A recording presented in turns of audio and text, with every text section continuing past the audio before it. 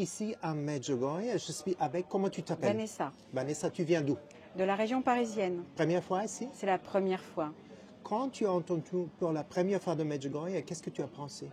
Je me suis posé des questions, si c'était vrai ou pas vrai. Et il y avait vraiment une curiosité en moi qui me disait, non, il faut vraiment que j'aille un jour visiter ce lieu Ouais. et que je m'y rende, voilà. Et me voici. Donc, Tu es là. Et je suis là. Et Mais il y a eu des maintenant, combats quand même. Il y a eu des combats. Il y a eu des combats. Ah oui, oui, oui, oui, oui, oui. Pourquoi il y a eu des combats? Avant mon départ. Alors, les combats, pourquoi? Je ne pourrais pas vous dire. Mais si certainement des doutes. Et puis les choses, en fait, même au moment de ma réservation, ne se faisaient pas comme elles devaient se faire dans la simplicité. Il y avait du retard, il y avait des attentes. Et puis des questions sont venues ensuite me dire finalement peut-être que bien maman Marie ne veut pas que j'y aille là-bas. Elle ne veut pas de moi, tout du moins pour cette période. Et puis voilà, des tas de pensées, des tas de choses dans ma tête qui finalement n'avaient pas lieu d'être. Mais l'année dernière aussi, j'avais vraiment eu envie d'y aller avec un autre groupe. Et à chaque fois, bon, il y avait toujours quelque chose. Ou alors les dates tombaient pendant que je travaillais, ou leurs dates qu'ils proposaient tombaient pendant que moi-même j'étais en vacances. Donc voilà, rien ne coïncidait en fait. Et ça s'est fait là, par la Providence finalement. Un ami qui nous a proposé, tiens, nous allons à Medj en cette période, là, au mois d'avril, fin avril. Donc si vous voulez venir, bah oui, carrément. Et puis voilà, et donc la réservation, elle a un peu mis de temps. Il y a eu des doutes sur le voyage. Et finalement, tout s'est décanté vers la fin. Plus on approchait de la date du voyage, plus les choses se décantaient en fait. Voilà. Et maintenant, tu es là. Et maintenant, je suis là. Et comment c'est?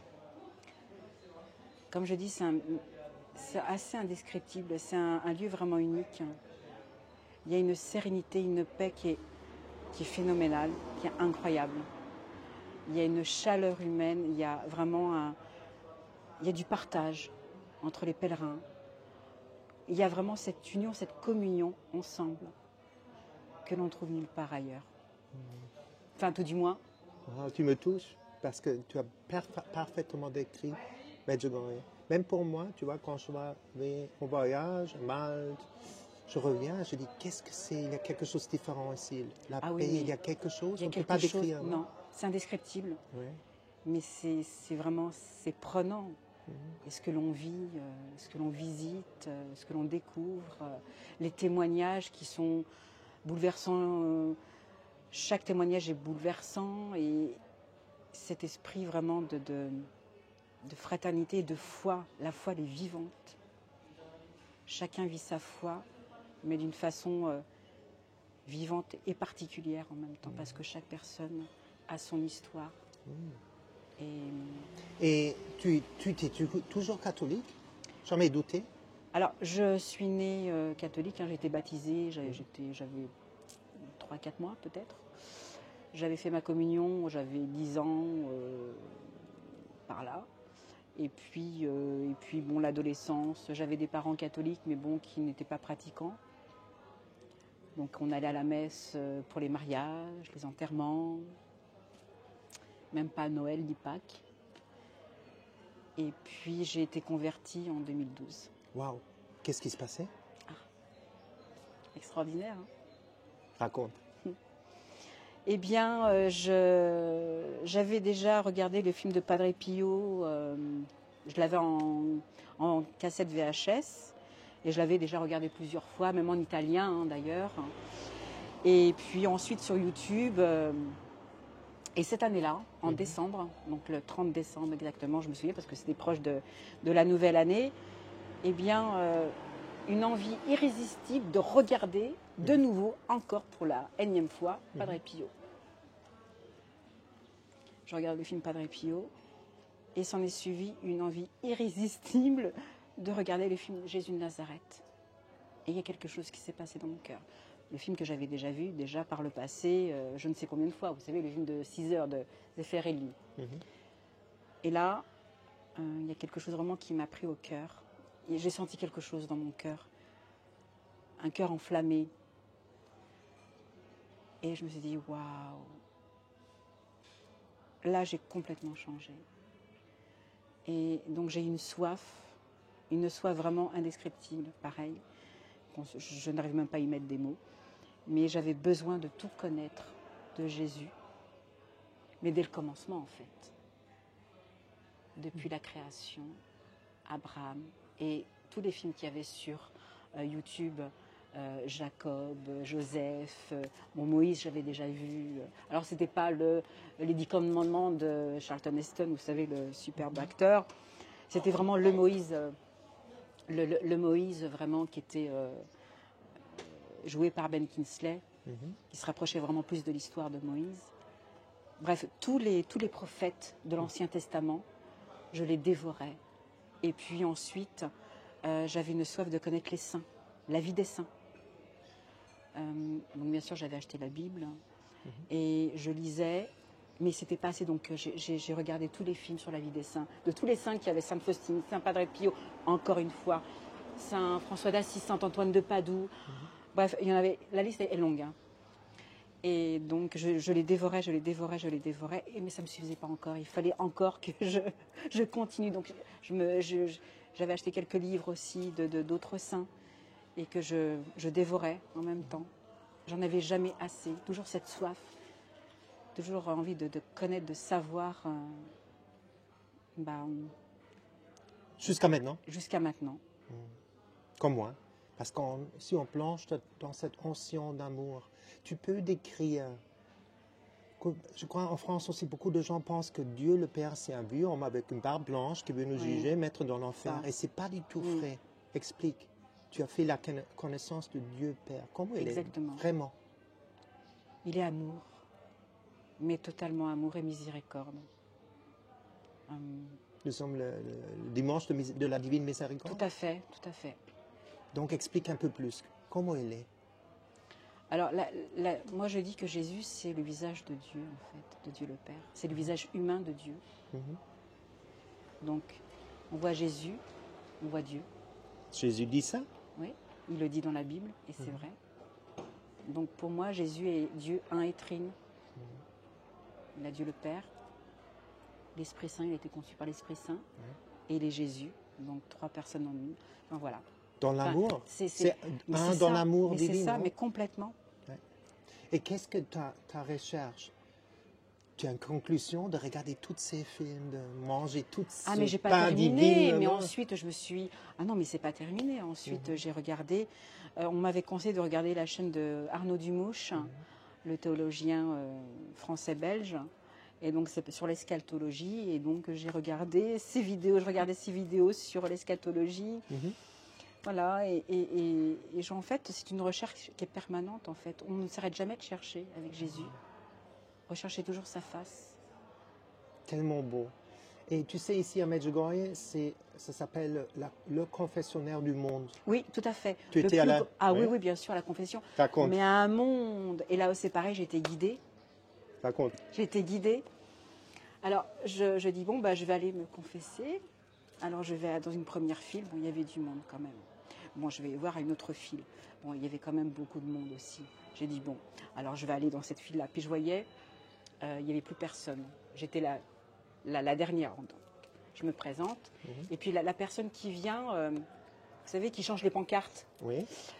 Je dis, voilà, monsieur. Elle me dit, non, ce prêtre-là, ça y est, c'est terminé. Hein. Lui, il va célébrer. Ah mince. Bon, alors je cherche une autre file. Et puis je me suis mise dans une file où le prêtre donc confessait les personnes françaises, italiennes et anglaises. Et donc ce même monsieur avec les pancartes, je dis, monsieur, c'est bon, français. Oui, français. Mais attendez, il y en a un là qui vient d'arriver, il n'y a que 4 personnes devant. Allez-y. Et donc j'y suis allée. Voilà. Et 4 personnes devant moi. Enfin 3. Et voilà. Qu'est-ce que c'est l'effet de la confession? C'est impressionnant. Je n'ai jamais vu autant de personnes se confesser. Jeunes, moins jeunes, personnes âgées, de tout âge, de toute origine. Enfin, c'est impressionnant. Impressionnant. Et qu'est-ce que tu dis? Oui. Et en fait, c'est vraiment un lieu de conversion ici. Il y a vraiment un appel. Mais d'une clarté évidente. Dieu parle à chacun et ce besoin voilà, de donner nos péchés, de remettre nos péchés. De mettre entre les mains de Dieu. Entre dans la propre vie. Tout à fait. Et qu'est-ce que tu dis aux gens qui ont peur de se confesser? Non, qu'est-ce que c'est la beauté? Ah, mais c'est la guérison, c'est le pardon, et puis notre âme elle devient toute blanche. Et vraiment, non, il n'y a aucune crainte à avoir, mais Dieu est là, il est pardon, il est miséricorde, donc remettez-lui tout. Et quoi que vous fassiez, il pardonne. Voilà. Il ne faut pas avoir un psychiatre, ça coûte beaucoup d'argent. La confession, c'est gratuit? C'est gratuit, c'est gratuit. On est vraiment libéré. On est pardonné gratuitement. Enfin, et libéré gratuitement. Et libéré complètement. On peut parler des heures, si vous voulez. Oui. On ressort avec une joie au cœur qui est évidente, ça y est. Repars, ma fille, c'est bon. Et après, nous sommes dans le temps de grâce, on peut recevoir l'Eucharistie, la Sainte Communion. Oui. Beaucoup de gens, ils ne comprennent plus qu'est-ce que c'est. C'est le plus grand cadeau. Explique l'Eucharistie. Alors, l'Eucharistie, c'est vraiment... En fait, ce qui se passe à l'Église est mystique, complètement mystique. Jésus, au moment de la consécration, Jésus qui descend et qui se donne pain et vin. Prenez et mangez. Enfin, et c'est vrai, quand je regarde l'hostie, là, je dis, mais me vient le chant, regardez l'humilité de Dieu. Exactement. Regardez l'humilité de Dieu. Il se met dans un petit pain. Petit pain. Prosternez-vous, Dieu est là. Et donc, non, c'est merveilleux. Enfin, et tu pries le rosaire, le chapelet? Je prie le chapelet tous les jours. Pourquoi? Oui. Pourquoi? Parce que j'ai envie déjà d'une part de me rapprocher de maman, et plus je récite le chapelet, et plus j'aime maman Marie. Au début, je dis, bon, allez, oui, il faut que je récite le chapelet, c'est vrai. C'était un petit peu répétitif, un peu terne. Bon, c'est vrai que des fois, bon, j'avais pas trop envie. Et en fait, plus on le récite, ça met des mois, hein, plus on le récite, et plus, en fait, on a envie de le réciter. Pourquoi? C'est magique. C'est l'Esprit Saint qui entre? C'est l'Esprit Saint, complètement. Marie, elle a l'Esprit Saint. Elle est l'époux de l'Esprit Saint. Tout à fait. Et le conteneur de l'Esprit Saint. Elle donne toutes les grâces, passe par elle. Exactement. Et on reçoit des grâces, et vraiment le chapelet, récitez le chapelet, récitez les grâces que vous recevez, mais vous n'avez pas idée, quoi. Confiance, confiance. Tout à Jésus par Marie. Oui, pour notre confrère protestant. C'est pas une déesse. Voilà, exactement. Vraiment, mais priez Marie. Une maman, mais tellement merveilleuse, tellement merveilleuse. Moi, je suis amoureuse de Marie. Oui, ça se va dans tes yeux, que tu es Moi, au bon endroit ici. Ah ouais, là, vraiment, je suis amoureuse de maman Marie. Ah, c'est ma mère. Comme et non Jésus si tocca la mamma, non si tocca. C'est une maman juive. En fait, protestant, il aime bien le peuple juif, comme moi, j'aime bien le peuple juif. Et on ne rejette pas la mère juive. On ne rejette pas la mère, bien sûr. Non. Comme quelqu'un dit, les commandements, il faut aimer. Oui, son père et sa mère. Et c'est la mère de Jésus, comment on peut dire, c'est juste une femme. Mais non, c'est pas juste une femme, non. Elle a porté Dieu, il fallait qu'elle soit immaculée. Dieu, c'est pas n'importe qui, c'est Dieu. Elle a le DNA de Jésus. Mais bien sûr. Jésus a son ADN, bien sûr. ADN, non? Ben oui, mais complètement. Son sang, sa chair. Ouais. Enfin, ça vient d'elle. Ouais. Et comme le prophète Simeon dit, tu vas être touché, profond, ton cœur va être brisé. Tout à fait. C'est tout dans la Bible. On peut pas accepter Jésus sans sa mère. Ouais. Enfin, ils sont inséparables, en fait. Exactement. Elle était là à chaque instant, jusqu'à la crucifixion, jusqu'à la mise au tombeau.